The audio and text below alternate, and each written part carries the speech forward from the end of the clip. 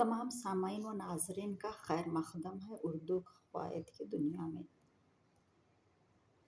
آج کے اس ویڈیو میں ہم مناجات کسے کہتے ہیں، مناجات کی تعریف کو سمجھنے کی کوشش کریں گے۔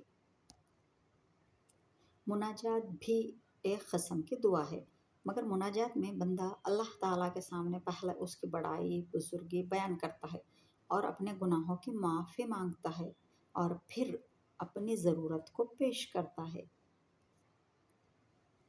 حمد اور مناجات میں تھوڑا سا فرق یہ ہے کہ دونوں میں یقینی طور پر بڑائی اور بزرگی اللہ تعالیٰ کی بیان کی جاتی ہے، لیکن جو اپنی ضرورت پیش کرنا ہوتا ہے یا اپنی خواہشات کو پورا کرنے کے لیے جو دعا مانگی جاتی ہے وہ ہی مناجات میں ہوتی ہے۔ اللہ تعالیٰ سے بالہانہ عشق تو حمد اور مناجات دونوں میں پایا جاتا ہے۔ صرف اپنی ضرورت کو پیش کرنا، دعا کے طور پر اس اللہ تعالیٰ کی بارگاہ میں مانگنا، دعا مانگنا، یہ مناجات کی حقیقت ہوتا ہے۔ تو یہی ایک ہلکا سا فرق ہے جو حمد اور مناجات کو ایک دوسرے سے مختلف بناتا ہے۔ تو آپ میرے چینل کو لائک، شیئر، سبسکرائب ضرور کیجئے۔